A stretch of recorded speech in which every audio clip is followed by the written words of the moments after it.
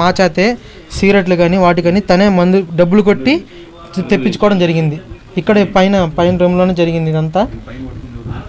ఇలా మా చెల్లి ఇన్ఫ్లుయెన్స్ చేసి మా చెల్లిని తన వైపు లాక్కొని ఒకరోజు వెళ్ళిపోయి మా చెల్లిని తీసుకెళ్ళిపోయింది అనమాట. ఒకరోజు తీసుకెళ్ళిపోయి అక్కడ బెల్లంపల్లి ఊరిలో పెడితే మా అన్నయ్య విష్ణు అన్నయ్య ఉన్నాడు కదా, మా విష్ణు అన్నయ్య వెళ్ళి ఆ పిల్లని తీసుకుని వచ్చి మళ్ళీ మాకు అప్పచెప్పేసి ఆయన వెళ్ళిపోయాడు.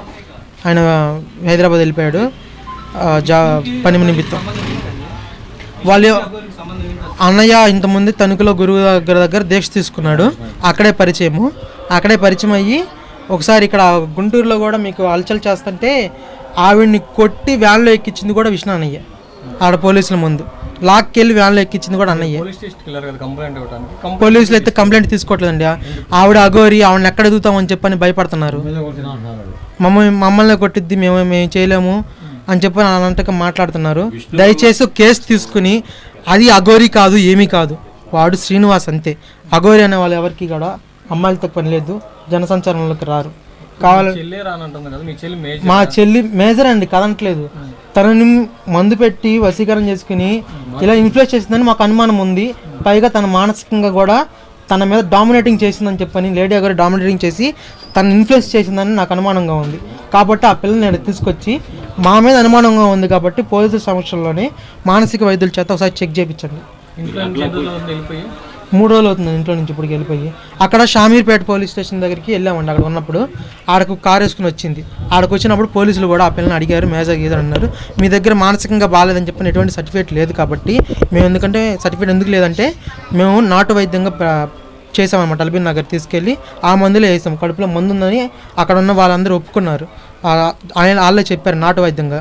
వాళ్ళు చెబితే ఆ మందు కక్కించడానికి మేము ఒకసారి పాలలో ఇచ్చాము. ఆ పాలలో ఇచ్చినప్పుడు వామిటింగ్ మోషన్స్ ద్వారా ఆ మందు పోతుందని చెప్పని అన్నారు. ఒక డోసు ఇచ్చాము, ఇంకో డోసు మజ్జిగ ద్వారా ఇమ్మన్నారు. మజ్జిగ ద్వారా ఇస్తున్నప్పుడు ఆ పిల్ల తీసుకోలేదు, ఎందుకంటే లేడీ అఘోరి తీసుకోవద్దని చెప్పి ఫోన్లో చెప్పింది అనమాట. అప్పుడు అవి తెలియదండి, మాత్రం మందని మాత్రం తెలుస్తుంది. పైగా మా అమ్మ నాన్న ముందు కూడా అన్నంలో ఏదో జ్ఞానం పెరగడానికి చెప్పి మందని చెప్పి పెడతామనేది నాకు అనుమానంగా ఉంది.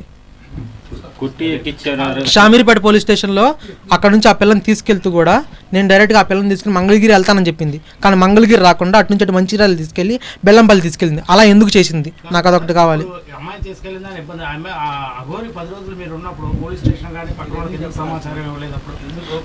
లేదండి, అప్పుడు మాత్రం మాతో బాగానే ఉంది. ఇప్పుడు మాతా జిల్లాగా వచ్చింది. ఇప్పుడు మనం మంచిగానే ఉంది కదా చెప్పని ఫస్ట్లో మంచిగానే ఉందని చెప్పని మేము వచ్చిన అంటే మా అన్నయ్యకి ద్వారా పరిచయం కదా, బాగానే ఉంది కదా, అప్పుడంతా బాగానే ఉంది కదా, మాతా జిల్లాగానే ఉంది కదా, మాతా జిల్లాగానే ఉందని చెప్పని మేము తీసుకున్నాం. ఇప్పుడు అఘోరి నమ్మట్లేదు. ఎందుకంటే ఆమెతో ట్రావెల్ ఇప్పుడు ఉన్న వాళ్ళ ఏ మనిషి ఇస్తారైనా సరే ఒక 10 రోజులు ట్రావెల్ చేస్తే ఆ మనిషి గురించి తెలిసిపోద్ది ఎంతో కొంత. ఇప్పుడు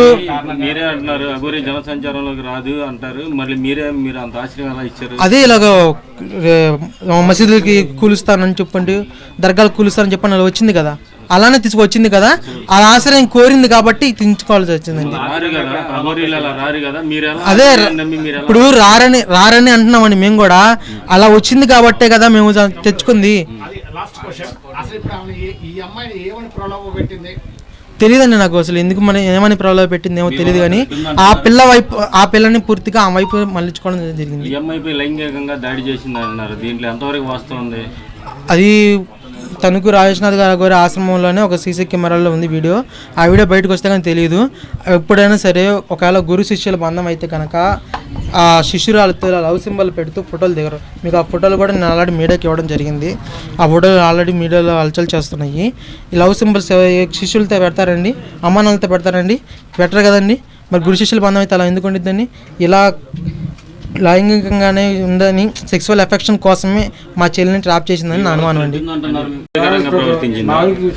మా ఇంట్లో ఉన్నప్పుడు అమ్మాయి ఏంటంటే ముద్దులు పెడతాం అలాంటి చేసింది.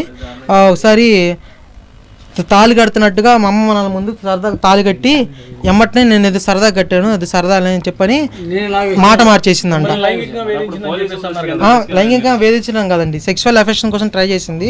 ఇలా కారణం సైతం తీసుకురామని చెప్పని మీ అన్నయ్య భలే ఉన్నాడు. ఓ రోజు నైట్ నాతో పడుకో వారం రోజుల నుంచి జరుగుతుందండి. వారం రోజులు జరుగుతుంది. లేడీ అఘోరి వచ్చి మా ఇంట్లోనే వారం రోజులు ఉంది. వారం రోజులు ఉండి మా చెల్లిని ఇలా ఇన్ఫ్లుయెన్స్ చేసి తన కడుపులో మందు పెట్టి ఇక్కడ ఏదో శుద్ర పూజలు లాంటివి చేసి మా చెల్లి కూర్చోబెట్టిన పూజలు లాంటివి చేసి చేతులు ఏళ్ళతోటి ముద్రలు చేస్తుంటే ఓ రోజు నేను చూసి తన రూమ్లోకి సడన్గా తోసేసరికి నువ్వు ఎందుకు వచ్చి రూమ్లోకి అని చెప్పని గట్టిగా అరవడం జరిగింది. నేను అప్పుడు భయపడినాక మళ్ళీ తర్వాత నిదానంగా బయటకు వచ్చి ఇలా ఏం లేదమ్మా మేము ఏదో చిన్న పూజ చేస్తున్నాను అని చెప్పానంది. అలాగే మా అమ్మ నాన్నల ముందు కూడా ఏదో ఆ పిల్ల జ్ఞానం పెరగడానికి అని చెప్పని ఏదో లేహ్యాలు ఏదో మందు తను తినే ఫుడ్లో కలిపి పెట్టిందంట. అదేమంటే మా అమ్మ నాన్న అడిగితే ఏం కలుపుతున్నావు ఏం పెడుతున్నావు అంటే తను ఆ పిల్లకి చదువుకుంటుంది కాబట్టి జ్ఞానం పెరగడానికి నేను మందు పెడుతున్నానని చెప్పని అందంట. ఆ పిల్ల ఏమో చూస్తే తీరా మాకే యాంటీగా మారిపోయి నాకు అమ్మ వద్దు నాన్న వద్దు అన్నయ్య వద్దు నాకు ఎవరు వద్దు వాళ్ళు ఏమైపోయినా పర్లేదు నేను అమ్మ లేడీ అగౌరితోనే ఉంటానని చెప్పని మాట్లాడుతుంది.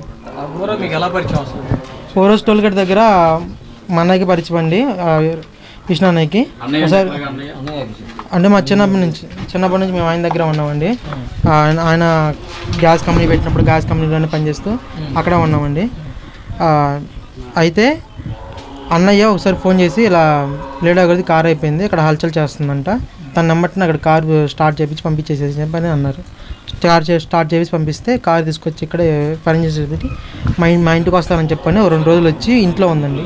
2 రోజులు ఉండి వెళ్ళిపోయినాక మళ్ళీ కార్ రిపేర్ అని చెప్పని మళ్ళీ రెండోసారి వచ్చి కార్ ఇక్కడ విజయవాడ షోరూంలో ఇచ్చి ఇక్కడికి వచ్చి కార్ 2 రోజుల్లో రిపేర్ అయిపోయింది కార్ తీసుకెళ్ళమని చెప్పని షోరూమ్ వాళ్ళు ఫోన్ చేసినా తీసుకెళ్ళకుండా దానికి స్టిక్కరింగ్ వేయించాలి అది వేయించాలని చెప్పంటూ అలా 1 వారం రోజులు ఇంట్లోనే ఉంటూ మా చెల్లెని బాగా ఇన్ఫ్లుయెన్స్ చేస్తూ మా అమ్మని ఉంచుతాను. మా అమ్మ ఉండిద్దని మీరు ఆడవాళ్ళు కదా మీకు దగ్గరగా మా అమ్మ ఉండిద్దని